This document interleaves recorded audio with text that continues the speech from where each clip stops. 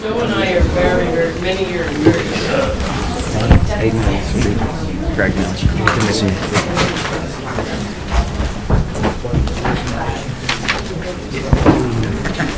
Thank you all very much for coming. I've got an administrative matter to mention first. All cell phones and Blackberries, we'd like to request they be turned off. I understand they're creating a little interference for some of our communications here.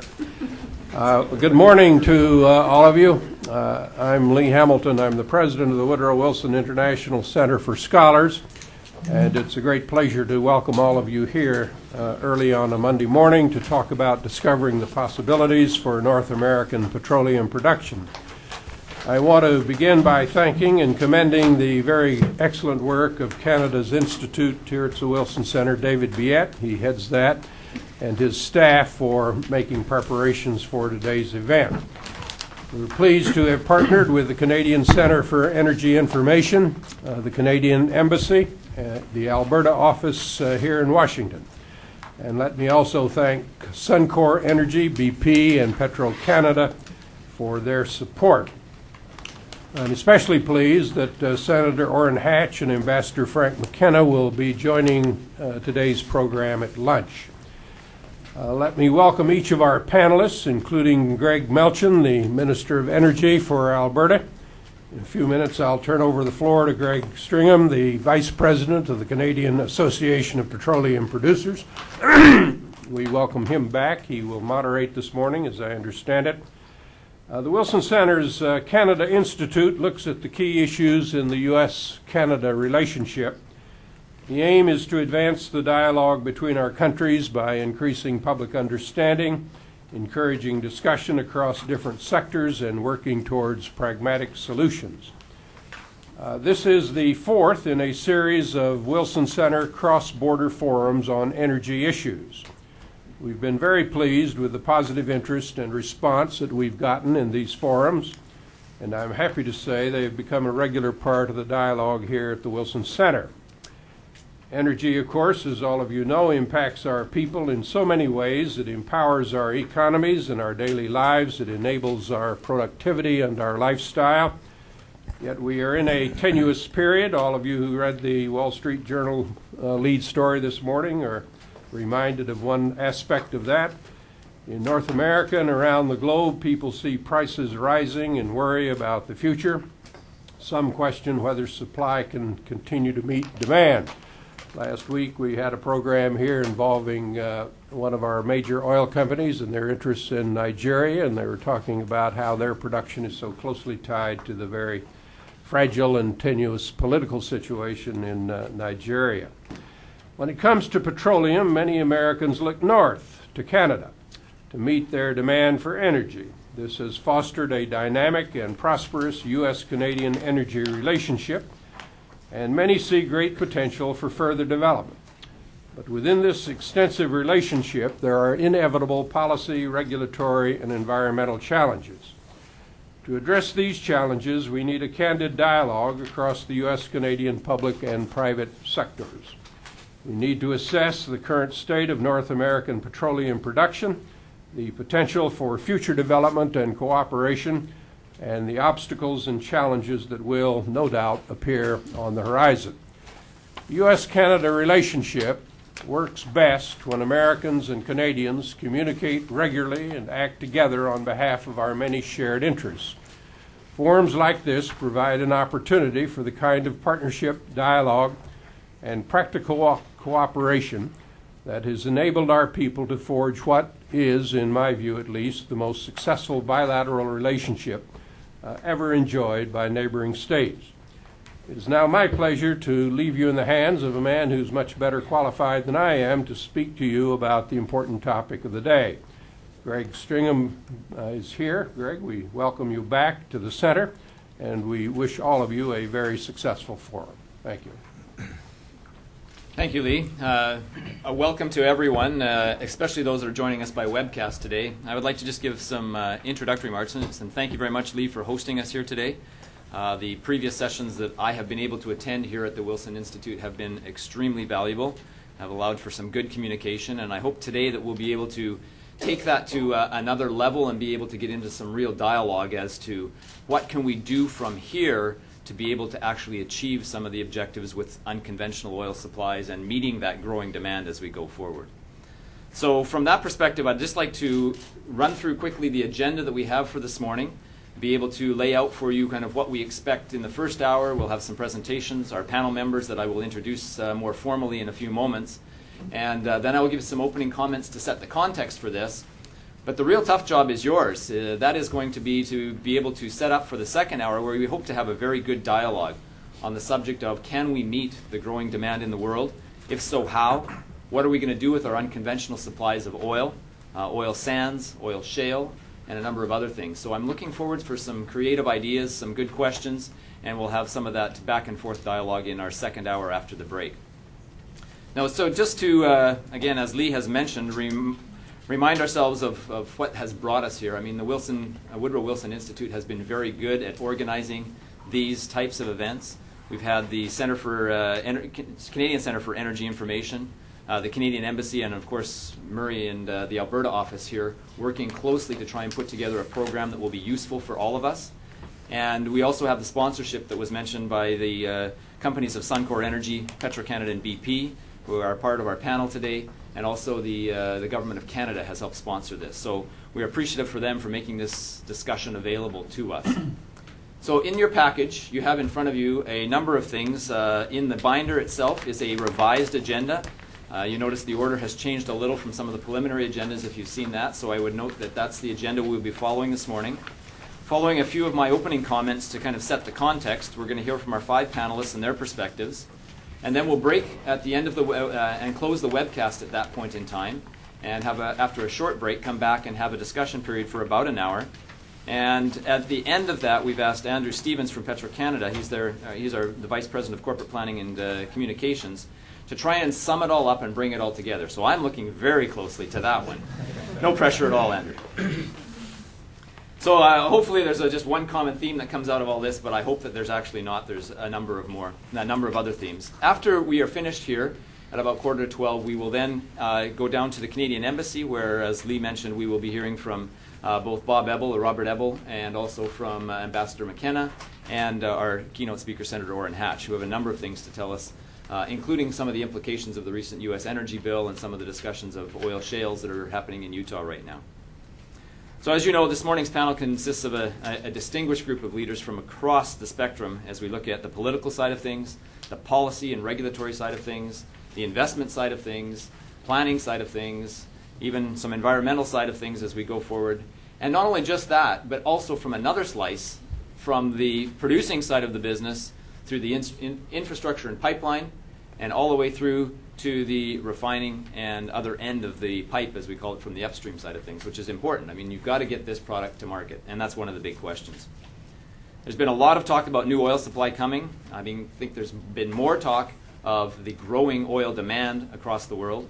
I think we have to put this in a global context as to how quickly the demand for oil is growing in the world. And it's really becoming crunch time. We need to make some very major decisions over the next short period of time. And these are billion-dollar decisions, not just everyday overall, well, gee, what am I going to buy with my $5? But billion-dollar decisions on oil sands projects, oil shale projects, billion-dollar pipelines, where they go, what markets are they going to be going to? Will it go east? Will it go west? Will they be upgraded and refined? Will it actually just be crude oil? And what are the right policies and fiscal regimes that are going to help encourage those decisions that happen over the next short period of time? So now, just before I introduce the panel, I'd like to take you through a couple of slides. In your package, there's way more than I'm ever going to touch on, but I'm going to talk about 3 or 4 different things to set the context for today's discussion. I almost don't need to stop on this one. I know that Murray and others down here in Washington, the Canadian Embassy, have been very good at making sure that people on the Hill and in Washington itself understand that Canada is the #1 supplier of oil and natural gas to the United States. We find it to be a very good market, very good customers, and also we find the relationship to be very good as we go forward. So I won't even stop on that for very long. But one thing I do want to mention is, when it comes to the conventional oil side of the business that's coming out of Canada, you can see that it's not just coming from one region. There's not just a single spot where conventional oil is coming from, but it's coming from a number of regions across Canada. But you can see that that middle wedge of oil sands in the yellow is really starting to grow.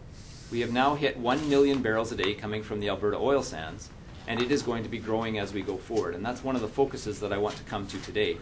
But don't forget that there's also oil coming from the province of Saskatchewan. And offshore, Atlantic Canada has been doing extremely well with its oil production as it goes forward. And it makes up a very important part of the total supply coming from Canada. The other one that comes into this, and I'm sure we'll get into it in question period, is the natural gas situation. I have heard so many times here in Washington that all of the natural gas from the Mackenzie Valley pipeline is just going to go straight into Fort McMurray and go into the oil sands. That's not correct. But it is a perception, and that perception may influence decisions. And I think we need to discuss that as we go forward as well. So just to make sure that everybody has a very quick 30-second rounding of where oil sands started, it was over 130 years ago. Well, okay, I won't take that long to explain it all. But the oil sands was just registered at that point in time in 1875. Since there's been a lot of progress. But what really was key to this, and I think we'll get into that discussion with some of our panel as well, is the development of technology in the 1950s and some original oil sands plants, 2 or 3 or 4 of them that happened in the mid-60s and 1970s. But the real uptick in oil sands development happened started in about the early 90s to mid-90s when a number of events came together. And I think that's what we want to try and identify today, that what were the events that led to these successes. One, there was new technology that allowed the costs to come down and make this development of this oil sands economic in a long-term basis. And that was not at $50 or $60 a barrel. That's when we were still seeing prices that dropped below $20 a barrel. Secondly, the technology that came along enabled us to get into oil sands that were never before accessible. The oil sands that was too deep to be part of these big mines that many of you have seen. And that then opened up what was about 80% of the resource that before was really not being tapped at all. And the third thing that came available at that point in time were very stable fiscal and royalty and government policies that said, we want this to happen, we see a vision of this going forward, and they put in place policies and regulatory regimes that provided the certainty for people to make long-term billion-dollar investments. And that really brought the third leg to that stool that allowed the success to go forward. I could talk more about that, but I will leave that to our panelists. I want to just touch on a couple of other things. Thanks to a lot of work by the Alberta government and Murray Smith in particular, the recognition by the world of the 175 billion barrels of oil sands really brought international attention to this resource that had never been at that level before. We have had interest not just from our good neighbor to the south, from the United States, but from the Japanese, the Koreans, the French, the Germans, the Chinese recently, and a number of other countries who have seen this somewhere between 200 and 250 years worth of supply as being a stable, secure source of future oil for the world. And that has really changed the dynamic that I see is happening in the oil sands, and I'm sure we'll hear about that from our speakers as we go forward. The last thing that I wanted to mention as we went forward on this was just what the projections are to set the context. There is the projections that I think is consistent with what I saw from some of the SARA groups. This is our own CAP projection as we go forward, and it sees a significant growth in oil sands. Today from Canada, it makes up about 1 out of every 2 barrels that is produced. But by 2015, it will be close to 3 million barrels a day and will make up 3 out of every 4 barrels coming from Canada. This is a very significant change in what's happening to the oil scene as we go forward on a global basis. But as I've said, and I hope that we'll be able to address today, these opportunities, however great they are, do not come without their challenges. The 3 that I've identified here and more that I think will come out today are continuing to lower costs.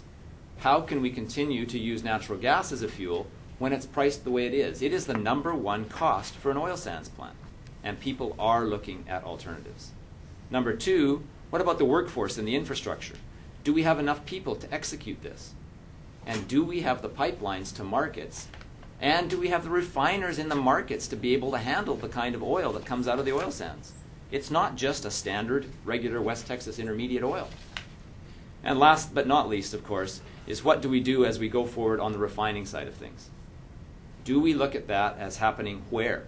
Does it happen in Canada? Does it happen in the U.S. on existing refineries? Does it happen in other countries, be it Asia or some of the countries that are interested now in some of that supply? I'm sure we'll get into that discussion as we go forward. Now, I want to put this all in a context. As we know, the world supply for oil has been relatively flat over the last little while. We have Saudi Arabia saying that they can increase their capacity. But other than that, there are probably only a couple of other countries in the world that have the capacity to increase. But yet we see demand growing. One of the examples that I use is the demand in China over the last 2 years alone has grown 1.4 million barrels a day. We're talking about going up almost 2 million barrels a day over a decade, and the Chinese demand has gone up almost that much in just 2 years. And quickly on their heels, we have the growth for petroleum products in India going up at a fairly rapid rate as well. So these tighter supply-demand balances have set prices that are at new highs and are causing some issues for the rest of the economy. We need to look at that and set it in a context as well. And finally, my last comment is in regard to the U.S. Energy Bill and how it plays into this. And yes, I'm talking about U.S. Energy Bill 1. I know that 2 is underway and 3 is already on the table. So in U.S. Energy Bill number 1, the discussion that had happened, there were 2 things that were set out. And I would be interested in these panelists' views, as well as perhaps our luncheon speakers' view, on what happens to the legislation. Because you know in the legislation it set out that U.S. oil shale, tar sands, and other unconventional fuels are strategically important, and it directed the Secretaries of Energy, the Secretary of Defense, and Interior to create a task force to develop a program to coordinate and accelerate the commercial development of these resources.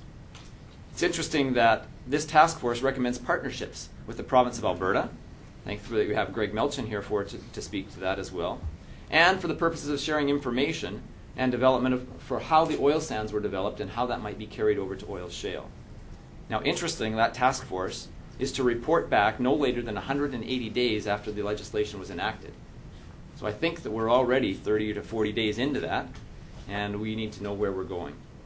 The second part of that energy bill that talked about oil sands was a part of the act that established the United States Commission on North American Energy Freedom to be comprised of 16 appointed members by the President that would ensure additional representatives from the U.S., Mexico, and Canada, and they would look at a comprehensive North American energy policy to achieve self-sufficiency by 2025 within the United States, Mexico, and Canada. I don't know of anyone yet that has been appointed to that panel, but I do know that it will be important to take a look at this resource and the other unconventional resource if there's any hope of trying to reach self-sufficiency by 2025.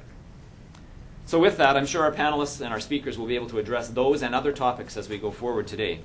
I'm very happy to have them here, and let me now introduce them. And to save me interrupting, I'm going to introduce the entire panel, and then I'm going to ask them to take about 15 minutes each to present their material to us as we take a look at this topic from a number of areas. Our first speaker today will be the Honourable Greg Melchin. We're pleased to have Minister Melchin here with us to speak from an Alberta perspective on what is happening with the development of the oil sands. Minister Melchin is a senior and very highly respected member of the Alberta Cabinet. He was first elected in March of 1997 and last year was re-elected to serve his constituency for a 3rd term. On November of that year of last year, he was appointed as our Minister of Energy. And prior to that, he has served as a Vice Chair of the Energy and Sustainable Development and Standing Policy Committee, a member of Treasury Board, and has served as Minister of Revenue and Vice Chair of the Standing Policy Committee on Economic Development and Finance. He's held a number of other roles and chairmanships of other committees as we go forward and is very well versed in the issue not just of oil sands, but of fiscal policy, the royalty regimes, and the things that need to be done by government. I think you'll find his views very, very insightful as we go forward and talk about what government's role has been and should be in this as we go forward. Following Minister Melchin, we'll turn the table to David Conover. He is the Principal Deputy Assistant Secretary, Policy and International Affairs at the U.S. Department of Energy. And also, I found out, David is the Director of the U.S. Climate Change Technology Program. And so he holds both of those roles. I hope you're getting paid for both of those. David was appointed by President Bush as the Climate Change Technology Director of the Climate Change Technology Program in 2003. And it's an ongoing and integrated and comprehensive federal R&D portfolio review, and it's undertaking that, It's coordinated across 13 key federal R&D agencies and aimed at focusing on federal technology and R&D that effectively puts in place the President's climate change goals, both near and long term. He continues to serve in that role, but in addition was appointed in December of 2003 by Secretary Abraham as Senior Policy Advisor to the Secretary, and again in February 2005 he was appointed by Secretary Bodman to the position of Principal Deputy Assistant Secretary, Policy and International Affairs. So we welcome David here. Following David, we will then turn over to two of our corporate representatives. First from BP, Aidan Mills. Aidan is the Vice President of Strategy and Business Development for BP America's Oil Supply and Trading. He is currently the head of that division, and he arrived from BP's corporate headquarters in London about 12 months ago. Now it says 12 weeks, but I think it's 12 months ago. It is 12 months. Yeah, thank you. Where he held strategy and executive assistant positions, and his last position was executive assistant to the head of BP's global supply and trading business, as well as the executive vice president for BP's gas, power, and renewables division. BP has an excellent perspective on the refining aspects of this crude oil and how it needs to progress as we go forward, and we look forward to Aidan's comments. Following Aidan, we'll hear from Mike Ashar. Mike is no stranger here in Washington.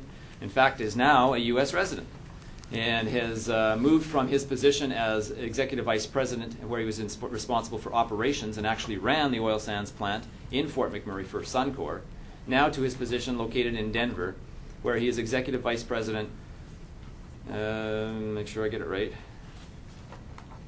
VP of refining and marketing for the entire Suncor Energy organization.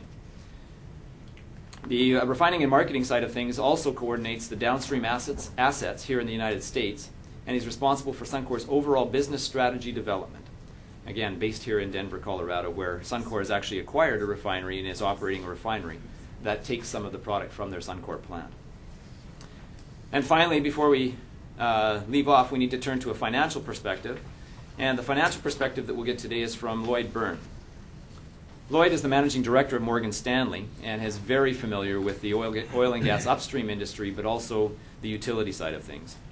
Lloyd joined Morgan Stanley in 1995 and is the global head of energy and utilities research. He specifically focuses on the North American exploration and production.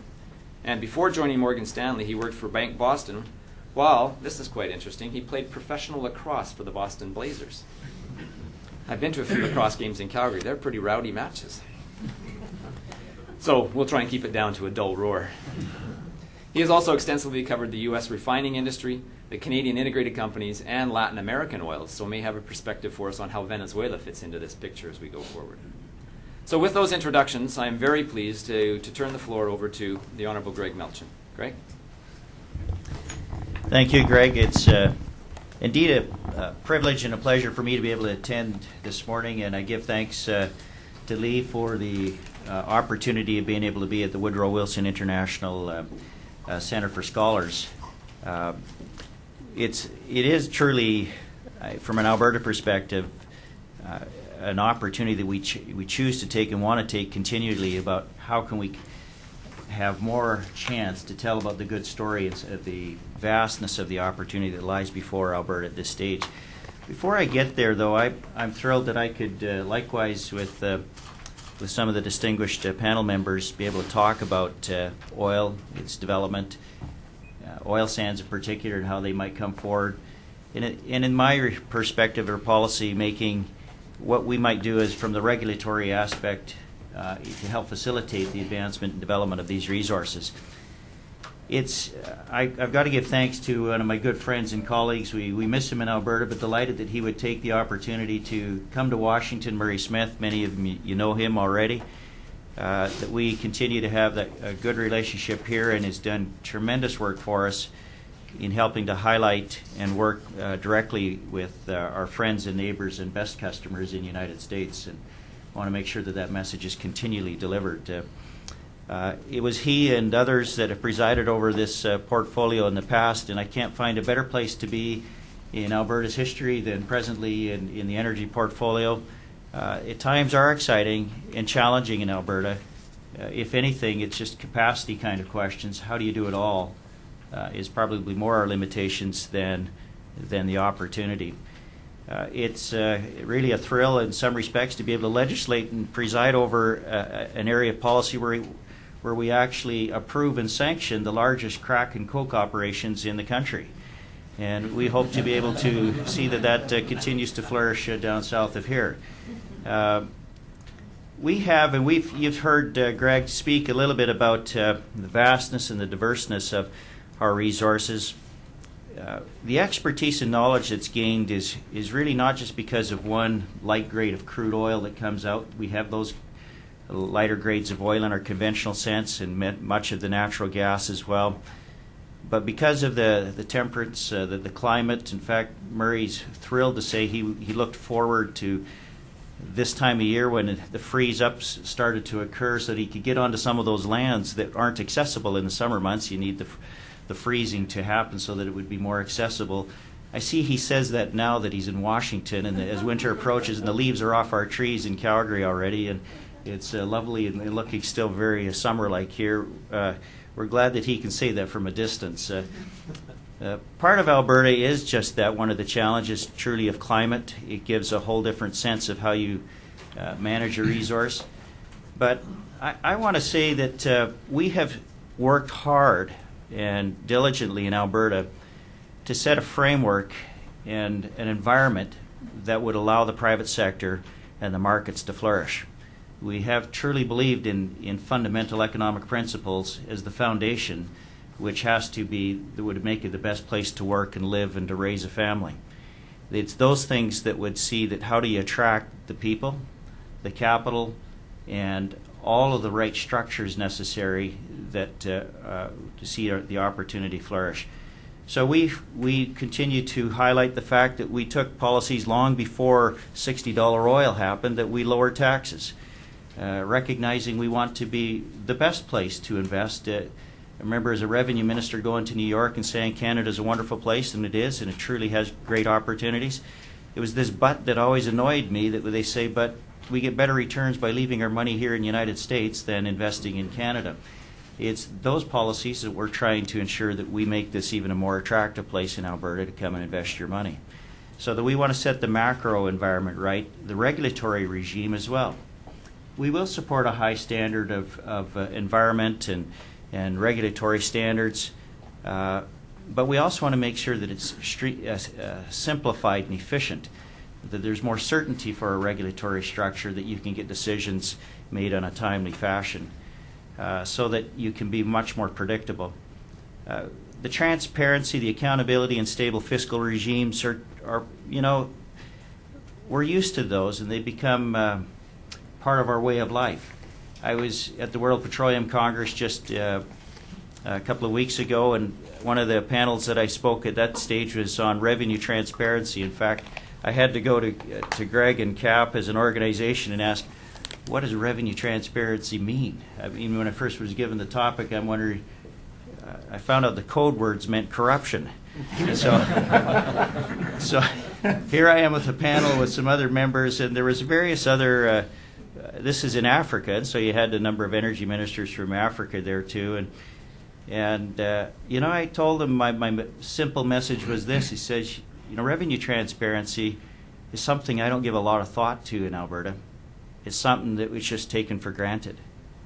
It just is expected that governments ought to be the leader in this issue, and not industry ought to be able to clearly have to set their standard too. But if we want to see that there's a proper reporting and accounting of where all the revenue goes, it is up to the governments not to be the direct participants in that sense, and also to be very open and accountable in everything that happens. So those are ways of life that we've come to acknowledge as a very stable, with another good friends and neighbors like you have, structures here in the United States. We're fortunate in a North American context truly to have that as a way of life and a culture that's developed. So when you look to places that are safe to invest, remember asking, and I won't name the minister, but it was shocking to me to actually hear the response to the question. Speaking with one of the energy ministers from Africa, one of the countries in Africa, I said, well, I know you're trying to attract other Canadian companies and other countries around the world to come and invest to help develop the resources, and they have good opportunity for development in their country. And I said, but I just want to be clear. I've never been to your country. I just want to be certain about what message I might deliver to those Canadian companies to which I might speak with. So tell me about the safety and security of the people and the assets and the ownership. And he was quite dismissive of it, which was really, in some respects, disturbing. He said, oh, no, those stories are greatly exaggerated. You know, those things don't happen. And blamed it on, and I won't name the company. A company says, you know, there's one of these international, multinational companies. They're spreading rumors. They don't want much competition in this country, and they're just spreading rumors that are far exaggerated.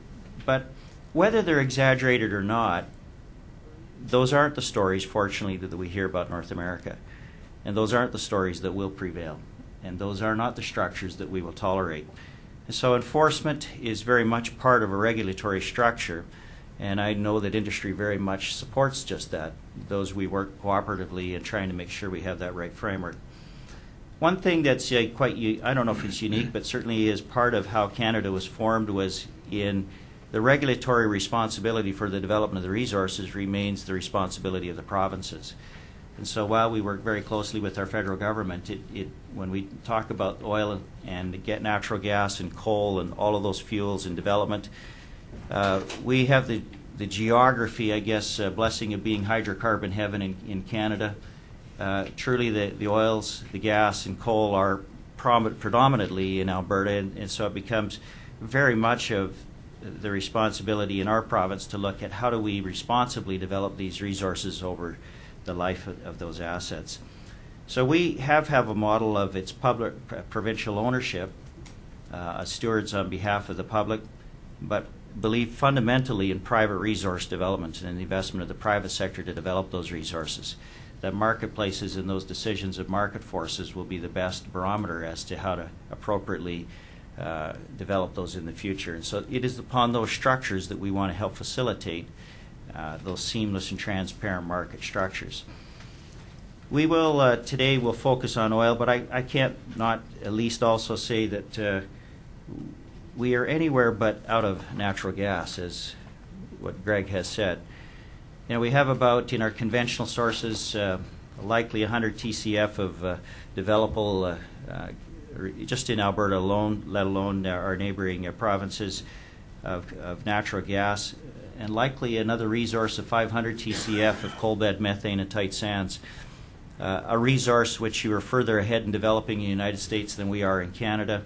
In fact, much of your technology and people that have experimented and brought some of those answers to that technology area in Alberta and helping us develop our coal bed methane at the present time, and with tremendous success. In fact, it's almost staggering that a decade ago it was never even talked about. I know maybe some geologists thought of it, but it really was not predominant in the thinking of the resource. Large resource. When we talk about gas from the north, I want you to think in context the gas from the north ought to be thought of in Alberta and coal bed methane as the long-term supply and security of supply, probably as much or more than the other places you'll yet find it. Closer to markets, infrastructure already in place to tap into that structure. But today's discussion more on oil, and we acknowledge that even in our conventional sense, that we leave about 73% of the oil in the ground of our conventional oil. Technology is going to have to be first and foremost at the thinking of how do we go forward as a province in developing it. Oil sands has been that history of research and development and participation by reinvestment in research by the government and industry to find the solutions that would bring the economics forward that industry might be able to succeed. So we've had a resource of about 1.7 trillion barrels of oil in the oil sands, 175 billion of proven. All of those numbers you've heard, we expect from 1 million barrels a day of production today to 3 million barrels a little over a decade, and reaching potentially 5 million barrels a day by 2030. Really, the challenge for us is still technologically driven. All of the huge mega projects, how do you accommodate all of them in a timely fashion, the infrastructure that needs to go along. And we are committed as a government to make sure that the appropriate infrastructure investments are made on a timely fashion to see that the highway, the transportation structures are there, the schools and hospitals and water treatment plants and those things are in place around Fort McMurray to facilitate that, acknowledging that that too is fundamental to the success of the development of that resource. One of the great things that happened about a decade ago with, I know my colleague Murray Smith and others around the table, was putting in place a structure that would say, this resource doesn't mean much unless we can find and attract the people and the substantial amount of investment required to develop it.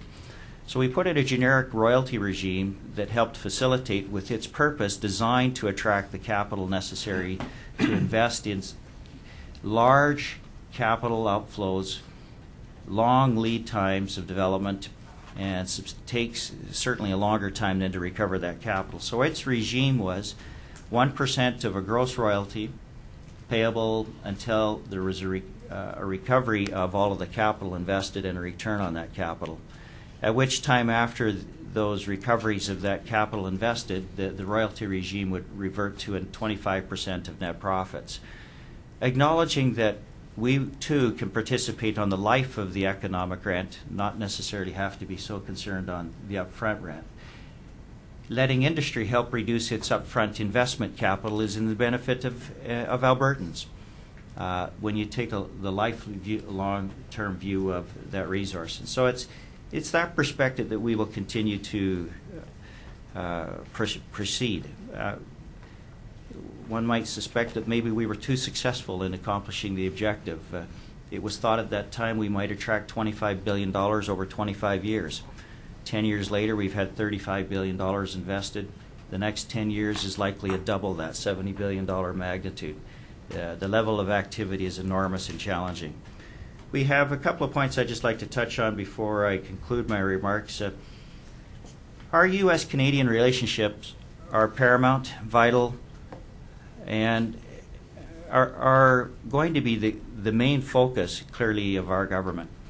You hear about the Asian, the Chinese, and others, and truly the international community has become fully aware of the oil sands, and many of the companies around the world are investing substantial monies in those resources, to which we have always remained that we allow the markets to prevail, to which we've always allowed and wished that to attract capital from around the world. And it will not be against our interest. In fact, is part of our interest to develop alternative markets, as in any good developer of any asset would do.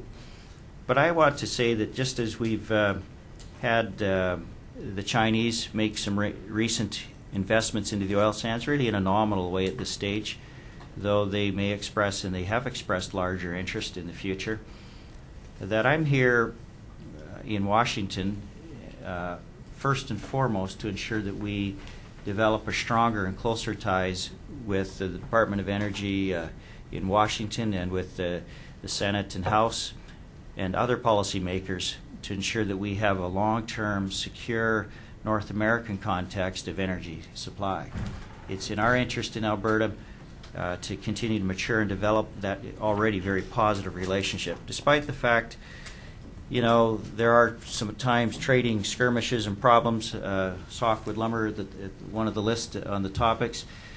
We resist and do not want to escalate trade challenges with energy with any other policy.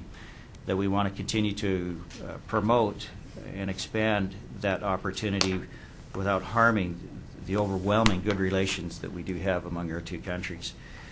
Our families, our markets, our companies are all substantially intertwined. Our policy focus, without going into any detail, I'm just going to say we have been technology and research oriented. We have a hydrocarbon upgrading task force. Its mandate from the oil sands is to take bitumen and use it, look at how do we make the economic fundamentals for using bitumen as a feedstock for the petrochemical industry.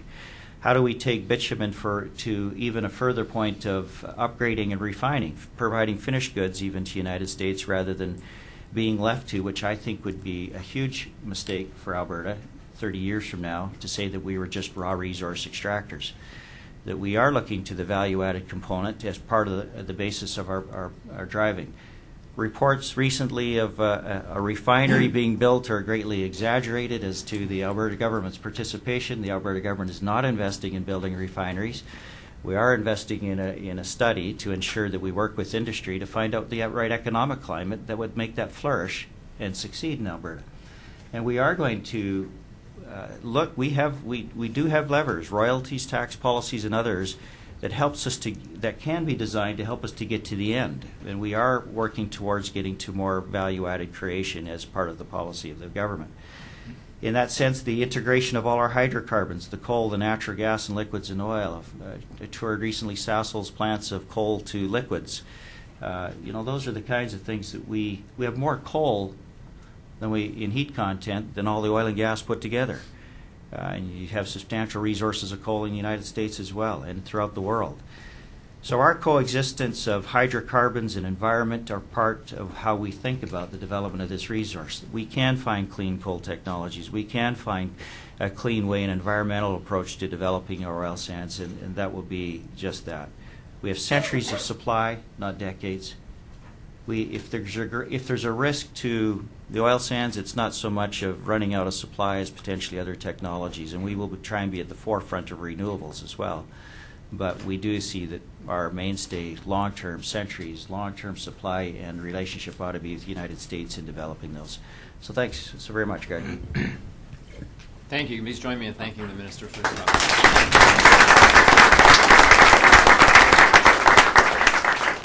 Now, just as we turn it over to David, I've got a little bit of homework for you. In front of you, thanks to Suncor's, a little bag of oil sands.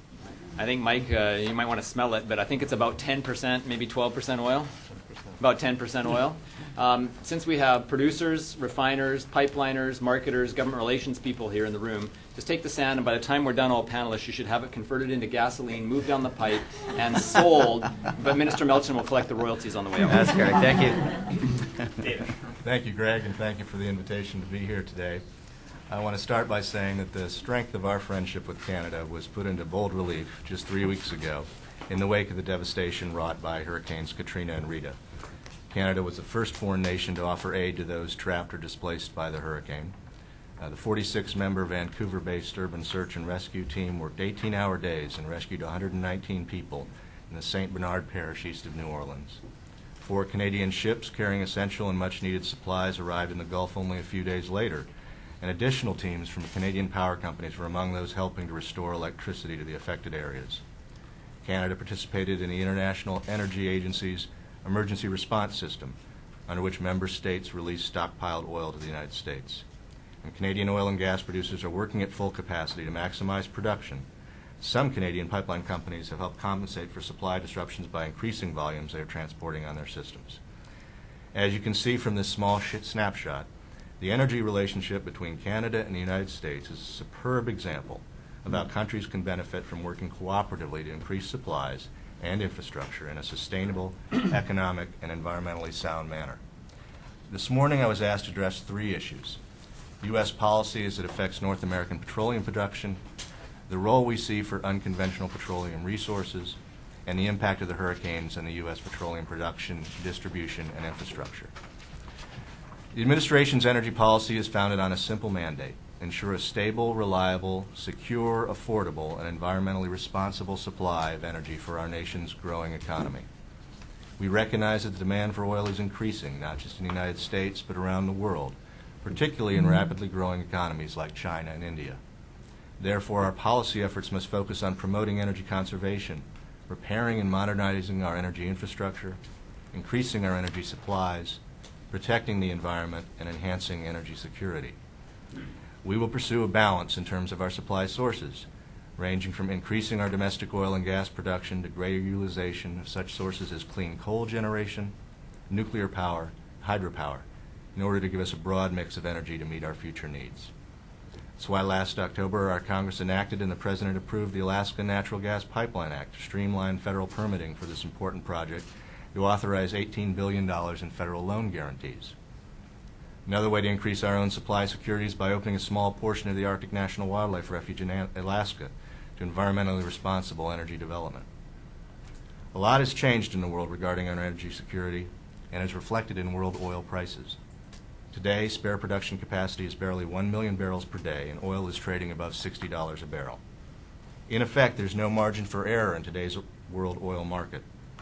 That makes one of our most important missions to work with nations around the world and through the IEA to be ready to respond quickly to severe oil supply problems.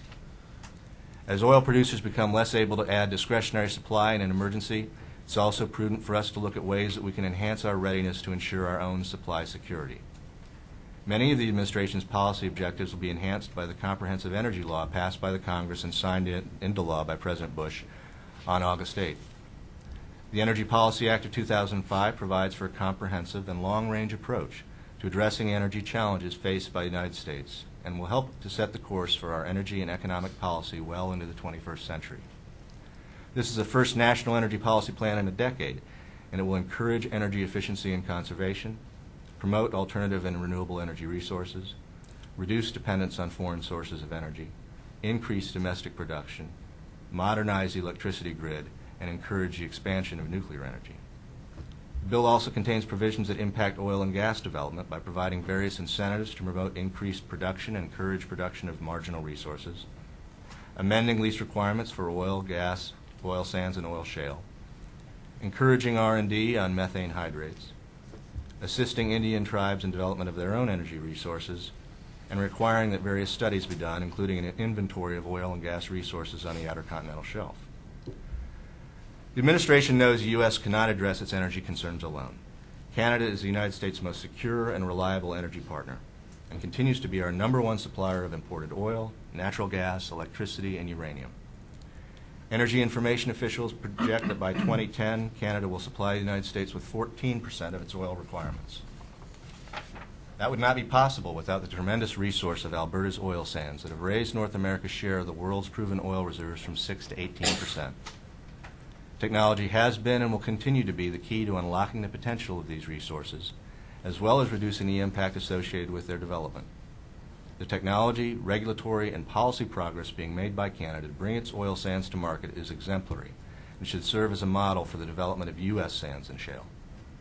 These resources can make important contributions to the availability of affordable fuels and improved energy security in Canada and the United States. They will also bolster economic prosperity while providing a transition to other energy sources for the longer term. Nevertheless, there are constraints on oil sands development, including high labor costs, lack of pipeline and refining capacity, and significant natural gas use during extraction and processing.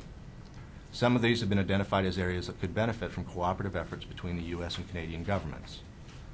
The process of examining the potential for expanded cooperative efforts between Canada and the United States regarding oil sands and unconventional oil development has already begun. Under the Trilateral Security and Prosperity Partnership, which includes Canada, Mexico, and the United States, the Oil Sands Initiative benefits North America by focusing collaboration on identifying market, infrastructure, and refinery capacity issues, and developing technologies to reduce costs and environmental impacts of oil sands production to promote optimal sustainable development. U.S. domestic oil shale is another untapped resource which, if economical, could play a significant role in meeting U.S. needs in the next several decades. The new energy bill contains a number of provisions designed to spur production from oil shales. The U.S. government is also pleased to note that Alberta is looking at energy research and innovative technologies, including a potential for coal bed methane. While coal bed methane production is still relatively new, in Alberta it is picking up significantly. If Alberta's track record on oil sands development is any indication, this new resource and its potential for success are very encouraging. Now on the hurricanes. Our infrastructure here is in the process of emerging from a tremendous test. The impact of Hurricanes Katrina and Rita shuttered almost 30% of the nation's refining capacity. Rigs and other infrastructure projects were seriously damaged. The major pipelines that originate on the Gulf Coast and deliver gasoline to the rest of the country faced temporary closure. The administration, including the Department of Energy, took quick steps to deal with this situation. Within 48 hours of the first storm, we acted on the President's authorization to release oil from the Strategic Petroleum Reserve. The EPA issued a gasoline blend waiver, while the Department of Homeland Security waived restrictions on tanker transport. We also worked with industry to restore power to interstate pipelines. We've identified how the most important step in the near term is conservation. We in the Department of and the Environmental Protection Agency have embarked on conservation and energy efficiency campaigns topics also addressed in the Energy Policy Act, which I referred to earlier. We're asking all Americans to take common sense, cost-effective steps to conserve energy in a short term. This past year has presented a new set of challenges as demand for energy continues to rise and we address the problems of ensuring sufficient and affordable supplies, as well as adequate and reliable infrastructure. I'm pleased to be here today. I look forward to the discussion. Thank you very much for having me.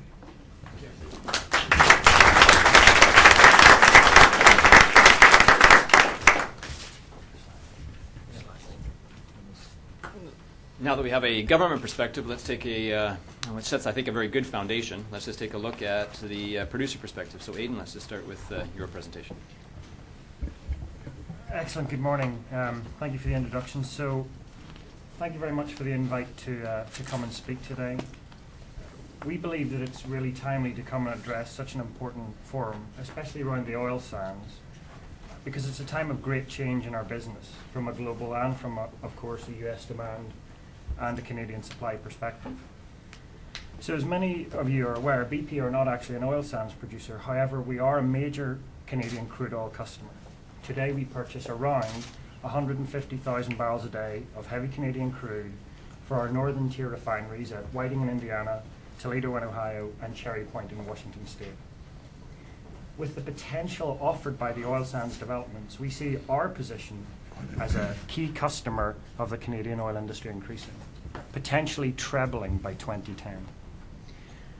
So I'd therefore like to address the question of the challenges and opportunities facing oil sands producers and developers today from a customer and a market point of view. And I'd like to cover that by outlining 4 key questions that face any global industry intent on growth. Firstly, as already has been discussed, the question of is there primary demand for the product? Secondly, will the specific products developed in the oil sands region, such as the heavy crude already mentioned, compete in that marketplace? Thirdly, as we look at the broad global marketplace, in which markets, in our view, will the oil sands products be the most competitive? And lastly, what are the challenges that face these products reaching the most competitive markets? So, as you'd expect, I'm starting with a market slide. And this is really similar to Greg's point for context. So this slide shows the global movements of crude in 2004 and how the market actually acts to balance supply and demand. The picture is relatively straightforward with 3 major deficit regions, Europe, Asia, and the US. And in absolute terms, as we think about demand, the market continues to be dominated by the US, with a market size that's approximately 1.5 times of that of Western Europe, but over 3 times that of China in absolute terms. Now that's really important as we think about the future. We think about the trends, and we think about the importance of absolute market size versus growth rate. In supply terms, there are a number of major producing regions that are naturally meeting the demands of the deficit regions. Of course, the Middle East, the former Soviet Union, and in terms of the US market, Canada, Latin America, and Africa.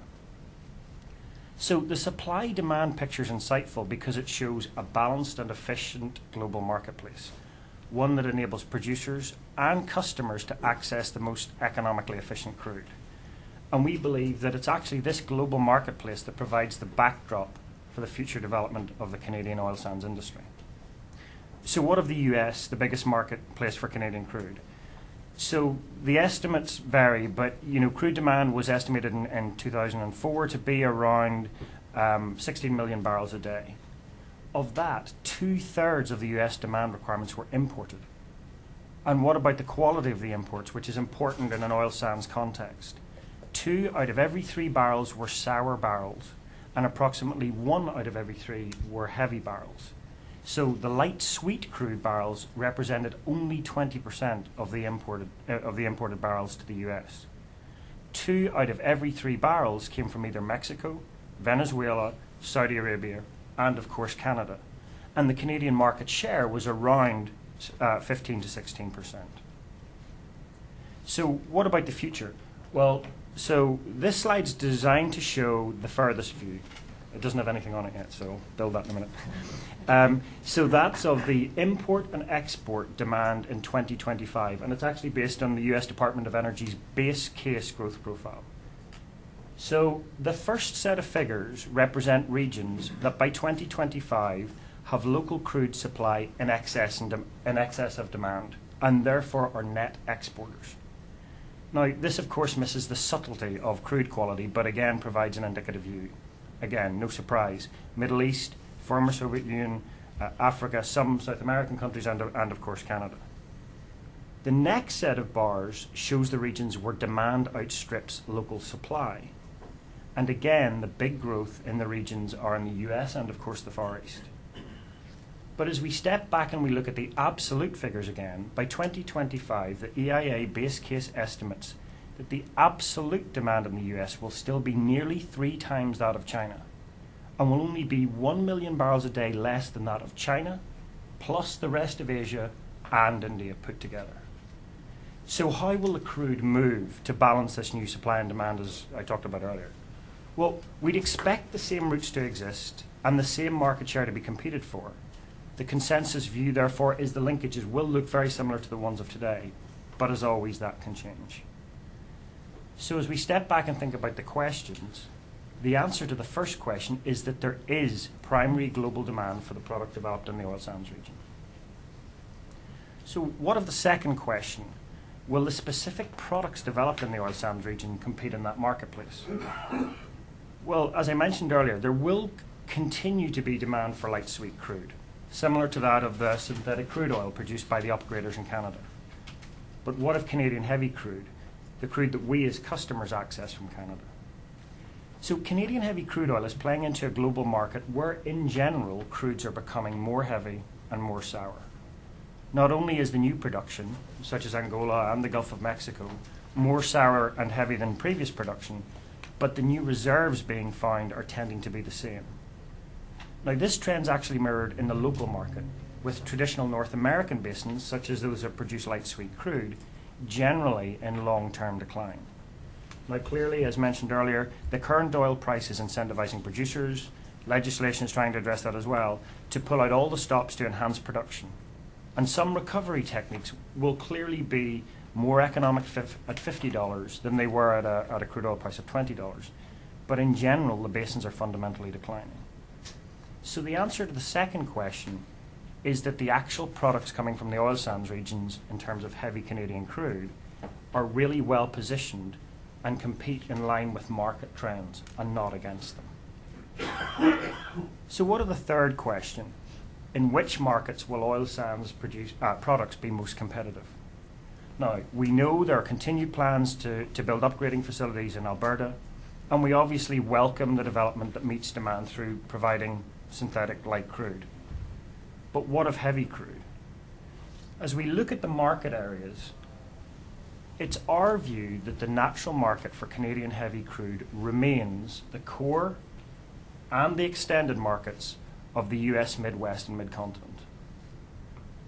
Now, the recent view among Canadian producers that these traditional markets are saturated, their argument has often been, well, it's fine that the Midwest is a natural market, but customers need to react and continue to expand that market, or in actual fact, Canadian supply will become increasingly stranded. Well, actually, from a customer point of view, over the last 6 months, the market is expanding. There have been over 500,000 barrels a day of refinery projects announced for expansions, upgrades, and repositioning projects in the Midwest and Mid-Continent. And there are projects that plan to access Canadian crude. And more are planned, including ourselves at BP, with, as I've said earlier, the potential to expand by up to 300,000 barrels a day in our refining system by 2010. As we look to the future, it's our view that the biggest potential for Canadian heavy exists in the Gulf Coast region. So the Gulf Coast region currently has 60% of the US coking capacity, and of the nearly 5 million barrels imported in 2004, over 50% were heavy sour barrels. So the market is actually starting to react there also. The ExxonMobil pipeline reversal from the mid-continent down to the Gulf, the Spearhead pipeline reversal from Chicago to the US mid-continent, show how access to the Gulf Coast for Canadian producers is actually beginning to develop. And this is actually the time to secure that access, because coking capacity will become increasingly open to competition as the Mexican and Venezuelan processing agreements with refiners on the Gulf Coast roll off. So we actually believe that the combination of market development and pipeline access establishes a real option for Canadian producers to compete on the Gulf Coast as a natural extension of the current market. So that's the opportunity. What of the last question? So what are the challenges that face oil sands producers reaching the most efficient markets and the ones in which they're most competitive? So as Greg said earlier, the first challenge is market access. And the industry needs to ensure it accesses the markets in which it is most competitive and in the most economically efficient way. So given the growth I've already highlighted in the core and extended markets, plus the huge opportunity in the Gulf, we believe that further development of pipeline routes east to the US from Alberta are critical. Customers, including ourselves, who are working with a number of Canadian suppliers today in commercial agreements, will see a risk if that pipeline capacity is not in place. There will, of course, be opportunity in the West Coast and further afield, potentially in China. And we are, of course, happy to think about the solutions that could even offer our West Coast refineries options. But pipeline solutions must be market-based. Only then can we ensure that areas of supply and areas of demand are linked in the most efficient commercial way. And what about the challenges for the specific oil sands products? Well, forecasts from Greg's CAP organisation predict a moderate growth case for heavy Canadian crude of around 3.6 million barrels a day total by 2015. However, there is now being introduced a constrained growth case that shows production of 3.3 million barrels a day, but only 1.6 million barrels of heavy crude oil, potentially a 20% decline over the moderate growth case. So the impact for heavy oil, for synbit, the mixture of sweet synthetic crude oil and bitumen, and for dilbit, the mixture of diluent, typically condensate and bitumen. So why do we actually think that this happens? Well, for synbit, ironically, high light sweet crude price is actually putting production growth at risk. And this is due to the differential in pricing between the blend components and the blend itself, which can often be at a significant discount to light sweet crude. And for dilbit, production growth could be constrained without increased supplies of economically competitive condensate. As a customer, we and a number of other refineries see dilbit as the most attractive option for our refining system. So we again believe, along with others, that enabling efficient pipeline infrastructure is key. There is a plentiful supply of condensate in North America and further afield. There is increasing demand in Alberta. So, like crude, our view is the solution to continued product development is establishing the pipeline infrastructure needed to connect the markets. That leaves light synthetic crude. As we know, there's an effect from the increasing pressure on the labour market in Alberta, putting time and cost pressure on some of the major capital projects in building upgraders. And this is obviously a challenge. As I said earlier, we as a customer continue to fully support the development of upgraders in Alberta as part of the overall product balance. But from a producer's point of view, controlling costs will remain key to competitiveness of the product to reach the market. However, as we stand back and we think about market development, the important message here is, as has been mentioned before, this is not a resource issue. This is a timing issue. So the resources will be produced, but it's in the industry's best interest to ensure the challenges are addressed to make that actually happen sooner rather than later, and ensure the growth continues. So let me remind you of the questions and my summary to the set. Firstly, primary demand for crude is increasing, and the supply to meet that demand is becoming more heavy and more sour. And customers are reacting to that change, extending markets in North America as well as globally. So as we think about that development, oil sands is in a very strong position with a product that plays into the wider market development and competes effectively both in its current natural markets and in its proximity to the Gulf Coast. the world's largest market for heavy and sour crude oil. Canadian industry and Albertan industry can continue to position itself for those opportunities in the long term if it can overcome the potential challenges by continuing to develop market-based solutions for crude and diluent. And lastly, BP as a customer is planning to participate in the development of the industry by increasing market demand and supporting the industry infrastructure solutions. Ladies and gentlemen, thank you very much for your time this morning, and I hope that us addressing this from a market and customer point of view has been an interesting addition. Thank you.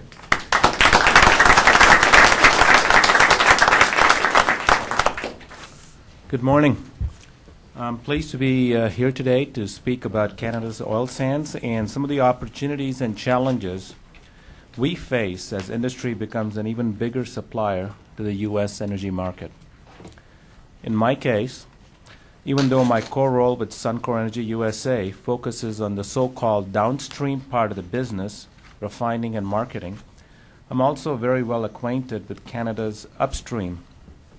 From 1996 to 2002, I led Suncor's oil sands operation in northern Alberta. Although my experiences are with Suncor, the challenges and opportunities I'll speak about are common to all industry players.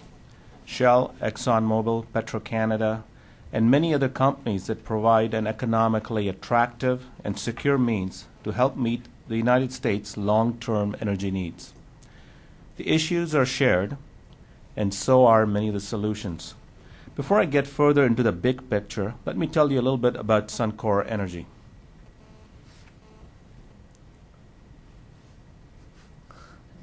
There we go. Go back to the legal. Suncor is an integrated energy company with more than 4,500 employees. In the upstream, our crude oil production is about 260,000 barrels per day. In the downstream, we have a refining capacity for about 160,000 barrels per day.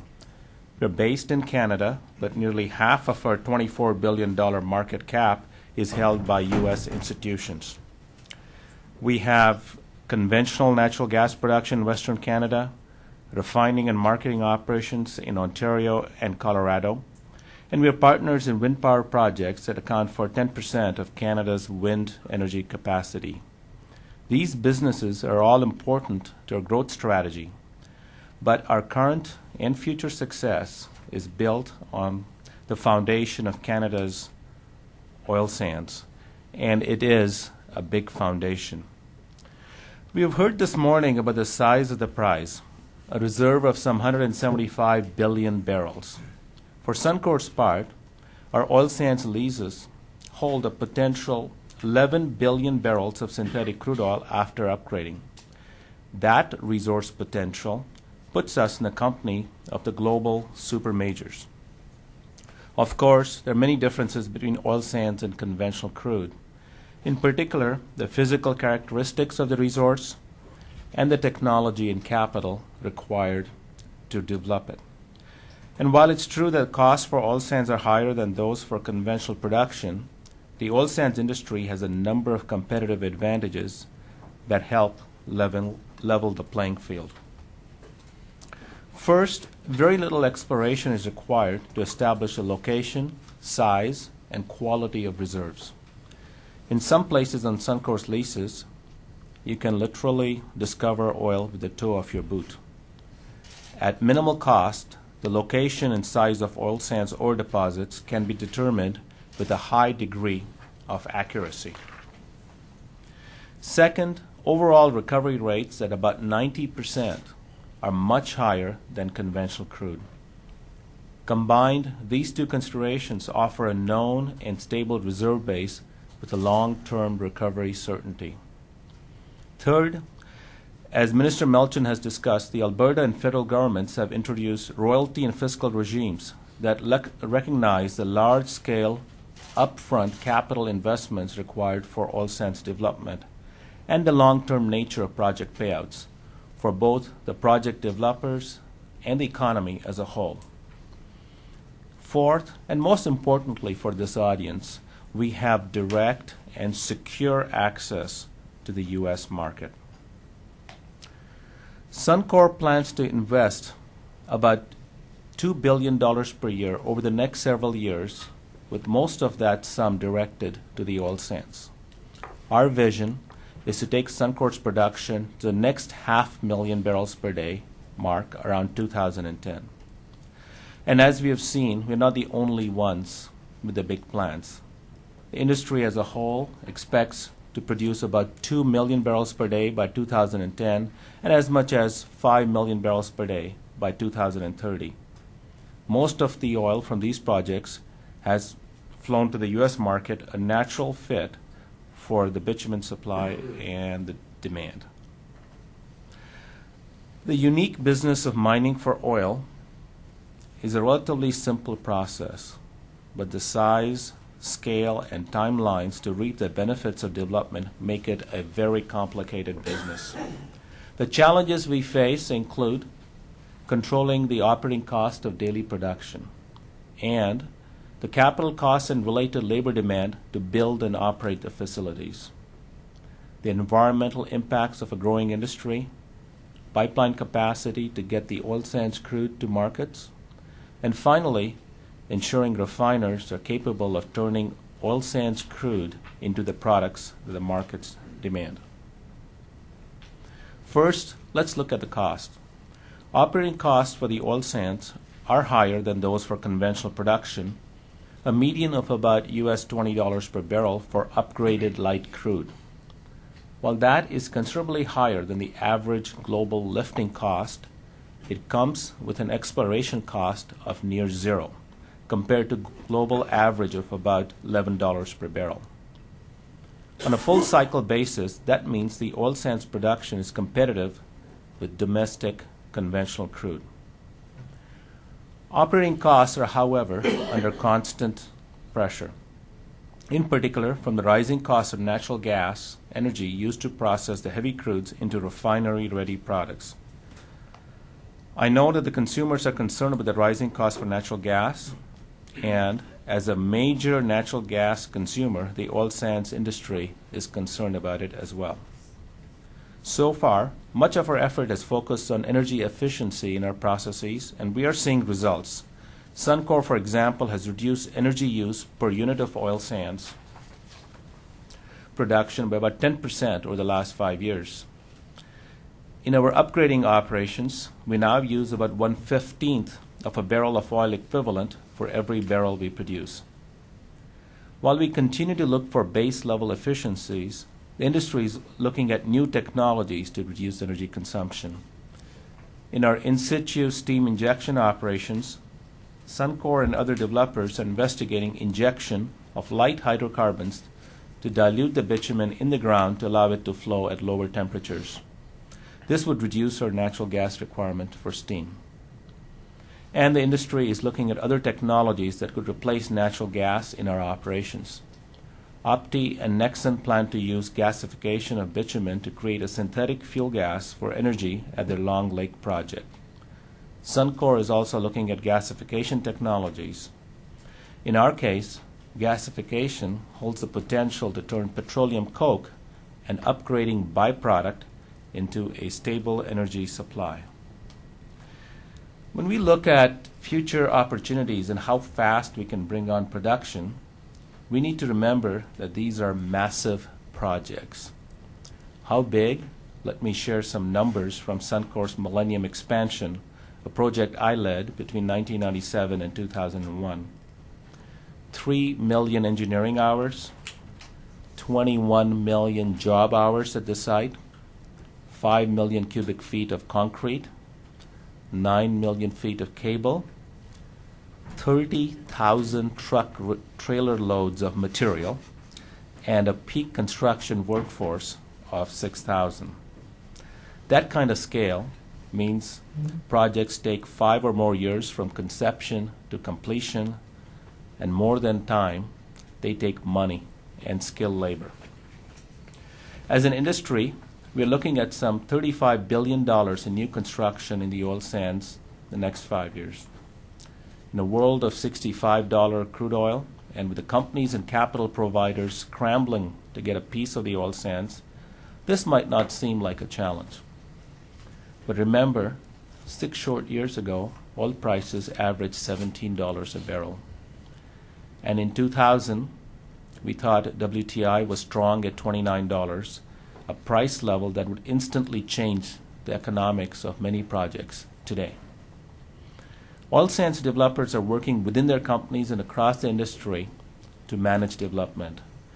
We're doing that by developing and sharing best practices. We're working with the governments to ensure the appropriate infrastructure is available in the remote oil sands region.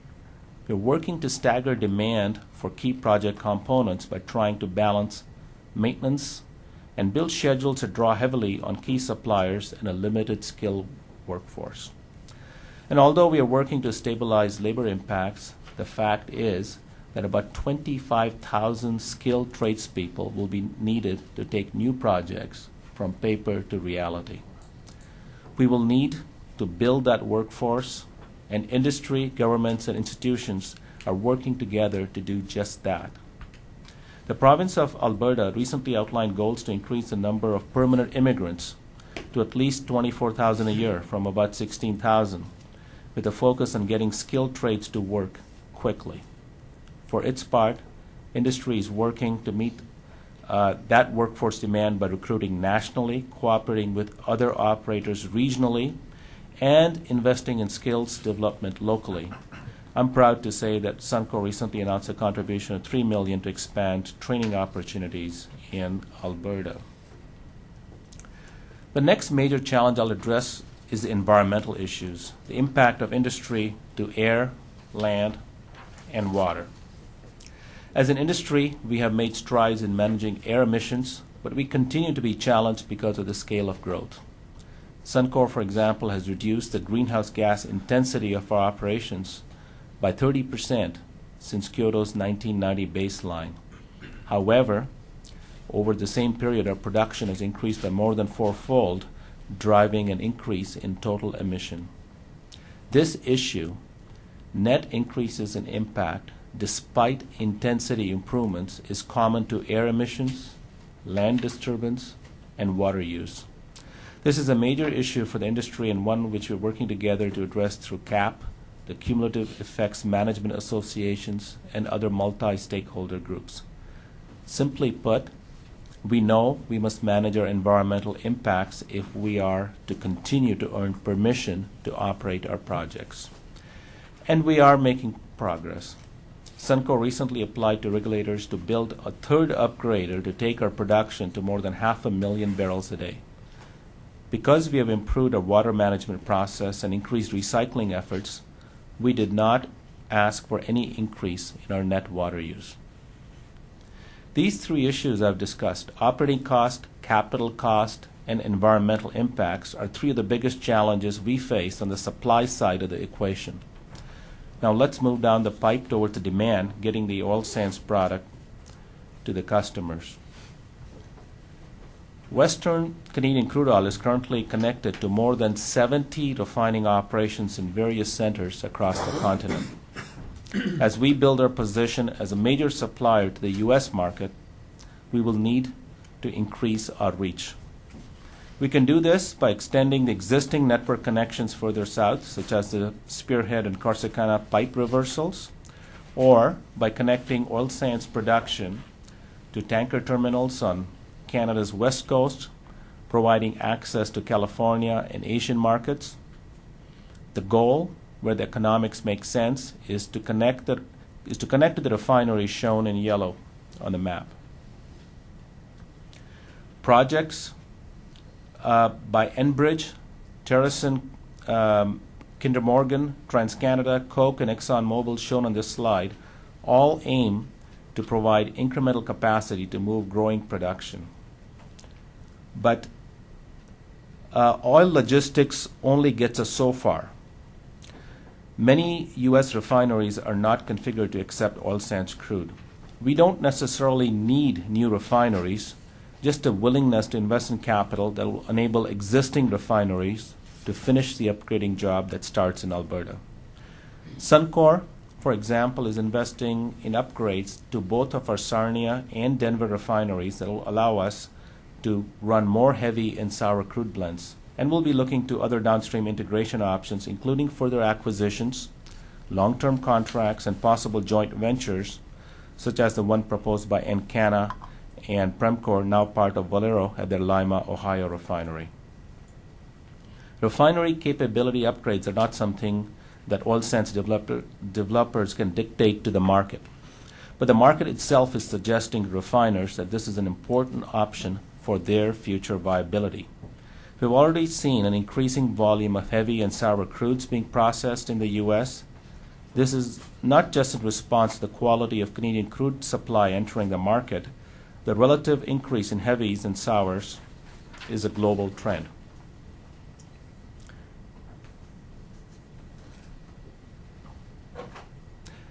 Operating and capital costs, environmental impacts, pipeline capacity, refinery capability. These are the challenges we can, and I believe will, address over the coming decade. There is no quick fix, no silver bullet. It'll take time, and it'll take collaboration to reduce capital, workforce, and infrastructure strain, to investigate cumulative environmental effects and how to manage them, and to find new ways to improve reliability of competitively priced North American supply to the consumer.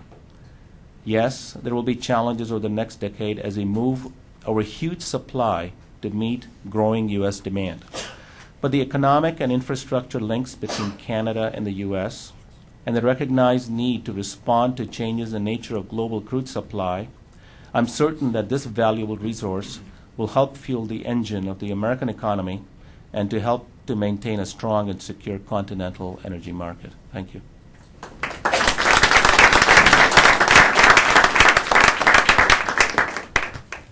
Thanks, Mike. Let's turn the time now for an investor perspective over to Lloyd. And yes, I believe your slides did arrive. Correct.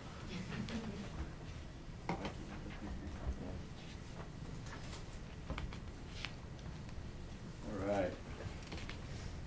It's easier if I sit down, I guess. Can everyone see if I'm in the way here? Alrighty. Good morning, everybody. I am honored to be up here this morning. It's such a distinguished panel. And I want to thank Lee and also Greg for having me. I appreciate it. But before I forget, Minister Melchin made an important comment, and I think it's about the Government of Canada and their vision for the royalty structure that they put in place with a long-term perspective. And I think having an energy perspective that is out 10 or 15 years is extremely important given the resources or the lack of that we have today. And I've known Murray Smith for a long time, and Murray was a huge part of that. I mean, an R less C, royalty, revenue less cost structure that allows the companies to participate is extremely important. So Government of Canada deserves a lot of credit for what's happening today. Of Alberta. Government of Alberta. Sorry. Because there has been a lot of. Good start. All right. Yeah, you want this? Murray should be up here, actually. All right. So I was asked to discuss North American oil and a perspective from Wall Street and the investment community. Except for, as it was kind of discussed by Aidan and stuff, it's not really a domestic marketplace except for security of supply. Right? It's a global marketplace, and Aidan showed you that with how much is transported around the world and where it comes from in the future. This basically is North America.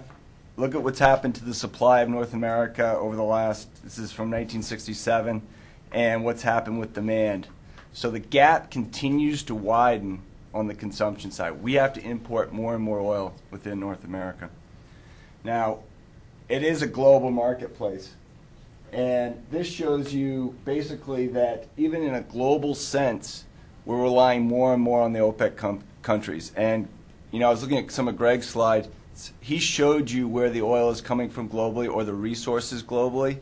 Every single country on that list, with the exception of Canada, was tied to OPEC. You have the former Soviet Union on there, but basically tied to OPEC. And the way BP actually shows it is they include the FSU when they show these slides. So my only point being, we are increasingly dependent on someone we may not want to be dependent on. This shows you the size of discoveries. Basically takes you back to the 50s, and it takes you through 2003. So the 2000 numbers are a little bit not really representative, although the size of discoveries continue to get smaller and smaller on a conventional basis globally. Now, if you have access to someone like Dr. Bucky, who is the CEO of Talisman and also used to work at BP, he shows you an overlay of what demand has then done over this period. So demand continues to rise, whereas the size of the discoveries globally continue to get smaller and smaller. All right, so what does that mean? This is the biggest change in the oil market, bar none, in the last 10 years, I'd argue. It's the forward curve in oil. Right? So it's hard to see, but if you look at the bottom line, that's January of 1999. That's where pricing is $12, and it goes out to $18. You take that even to January of 2005, which is the purple line, the 5-year forward curve is $40, and it's backwardated, meaning that when it's backwardated, the value of your out-year barrels are much less. As soon as what's happened in today is it's $63, it goes out 5 years. In fact, you can probably trade oil, although it's relatively liquid, out to 2015 at $59. So what has that done? Well, from an investor's perspective, and frankly from a lot of companies' perspective, it's changed what resources can be developed and what they want to invest in longer term. And I have copies of these slides that they'll be placed outside if people want them afterwards. This is a huge change in the market. Now, the forward curve is not always the best indicator of value. I mean, if you just look at 2005, the forward curve was 41, now it's 63. But cost structures do continue to rise across conventional, and I'll show you that in a second. It kind of comes to what Mike was talking about. All right, so what's Wall Street's perspective? Well, it's always been concerned about the oil price, right? Consistently, you look at where stocks are priced or what investments work. They've looked at, even when you see spiking prices, a much lower forward price today. Wall Street or the investment community started to say, gee, I'm less concerned about the forward commodity. Demand continues to rise globally. The number of supplies or big wells that have been found are shrinking. Therefore, I'm concerned more about who's got the resource to reinvest. And where is that resource? Is that in countries like Venezuela, where the rules seem to change all the time? Russia, where the taxes seem to change? Or somewhere where you have secure supply and a royalty regime that's been extremely steady. All right, so it's a busy slide. I'll have it outside afterwards. But the point is, I did this with respect to North American natural gas. I made a presentation on gas, and a couple people mentioned it. You're seeing non-conventional gas resources be developed in the United States and increasingly in Canada. And we talked about coal bed methane a little bit. But the idea here is repeatable resources where, although the costs start out higher, I can bring on new technologies or develop them more efficiently. It'll allow me to invest in something with a much higher long-term stability. And I basically put a box around it, but basically a high degree of repeatability. That's where the market is today. That's what they'll invest in.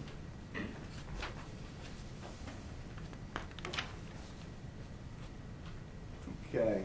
All right, so Mike Ashar touched on it a little bit, but I want to drive it home because I think it's important, is the cost structure of the marginal producer. So I took the North American producers of oil and gas, and I show you basically, this is finding development costs worldwide and finding development costs in the United States. And as Mike said, you're pushing $11 a barrel. And actually, I expect it to go up probably 20% this year. On the LOE, which is basically lifting costs that you're seeing right here, we show those in 2005 and 2006. You're getting into the $6, $7, $8 range, and that should continue to go up. If you talk to service companies or drilling companies, there's lots of cash in the space today.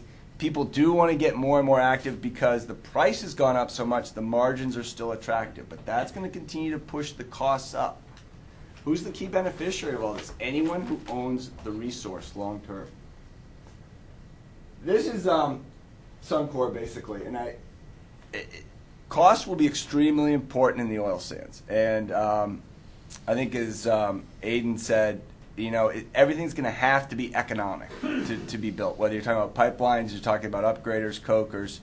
But, and I'll talk about costs in a minute. Here are Suncor's costs to develop the heavy oil back in 1991, and that's an all-in cost structure. And here's the conventional E&P company in purple. So what's happened over the last couple of years is the cost of all my E&Ps or all the domestic producers in North America have gone straight up because what are they doing?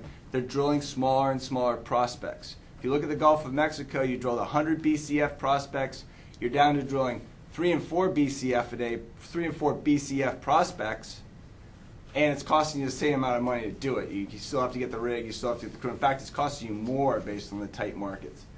Whereas in the oil sands, basically, I'll let Mike talk about it. That's a big move. That was the truck and shovel move. And then investors started to get upset in 99, 2000, 2001 when costs started to go back up.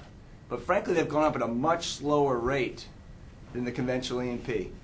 If we don't develop new resources or new plays, the conventional E&P costs are going to continue to rise. The oil sands will rise too, but they're going to rise more at the cost of inflation for a truck and shovel operation. Now, we'll talk about the SAGD probably as we go through it, but I think the gas costs and what can happen and what can change in the future is going to be very important for the SAGD, which is the steam-assisted gravity drainage, where you use natural gas to develop the reserves in the ground.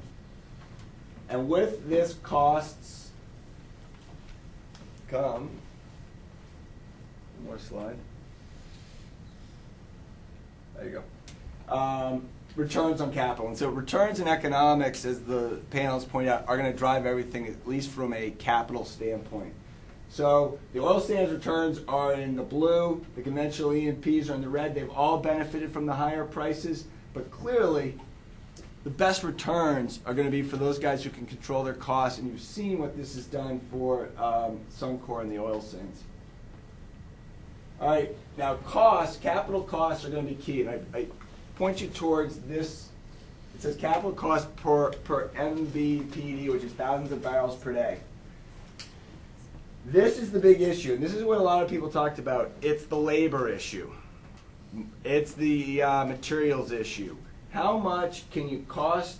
Does it cost you? And we looked at it in capital cost per barrel produced, but you can look at it a number of different ways. How much is it going to cost you to add these reserves in the future? And that's something you're going to have to watch with all these projects. And then when you go into SAGD, it's going to be the gas cost.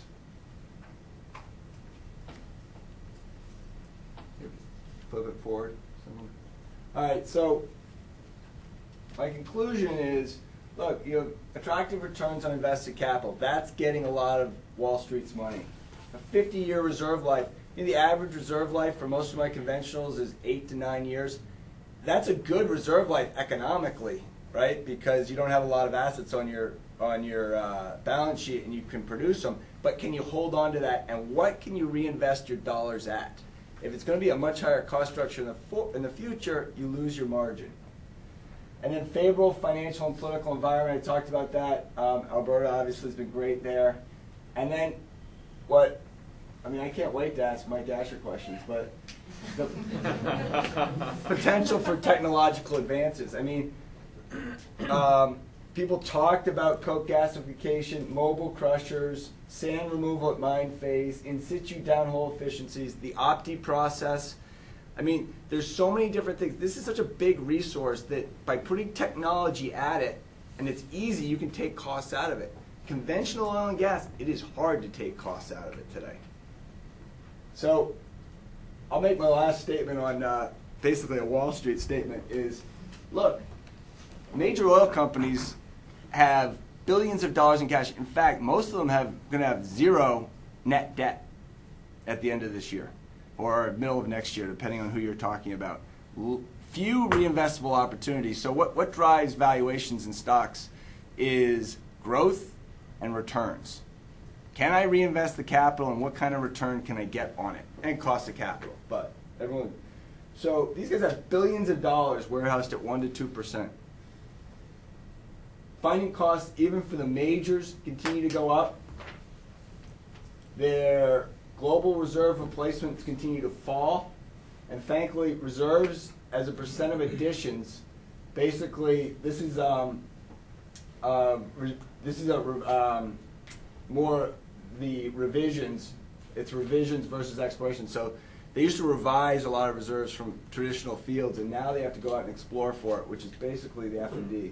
There's some PSC issues in there, and I just caution you, this is the way the market exists. Consolidation, if you can't find it, continues to happen. This is the U.S. marketplace.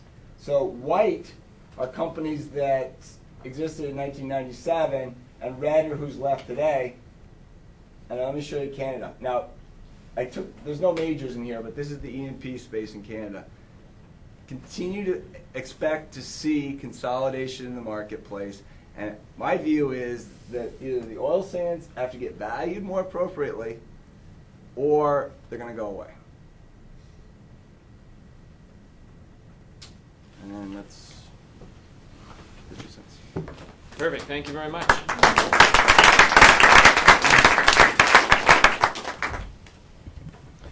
Well, I know that you all have 2040 vision for a lot of these slides, but just in case you want to take a look at them, I'm just told for the people in particular on the webcast that the presentations will be available for download shortly on the Canada website, Canadian Institute for Energy website, and that will be coming up just shortly after this presentation. So if you want to look for them there, that's where most of these presentations will be available. But I certainly want to thank the panelists for their presentation. I hope that it stimulated, at least for me, it has stimulated a great number of questions that I want to get into. I'm really curious as to what Lloyd's going to end up asking Mike. So if you want to hear that, we are going to sign off the webcast now. We're going to take a break, and we'll reconvene here at about 10:15, and we'll begin the discussion. So bring your questions back, and we'll be able to push a little bit on these issues. So thank you very much.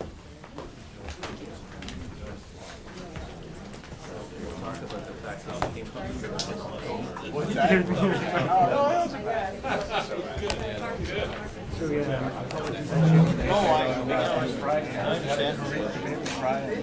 We did. And I understand precisely the kind of question you guys are posing. My challenge back to Brian, which is the governments to figure out, what the industry is. Okay, I appreciate some of maybe the initial mistake of the past. There's got to be an issue of opportunity. What we do on the equation is the economics right and saying if it doesn't all have to occur well and you deal with or whatever. What is it that you can send even finish gasoline products? So allow you to get all this condensate and the other sin bit and all those questions. So that's becoming some of the Yeah, but I think it's going to be the next piece that's the most. exactly more finished goods right in and I appreciate there's a lot of infrastructure in the state already. That's one of the questions.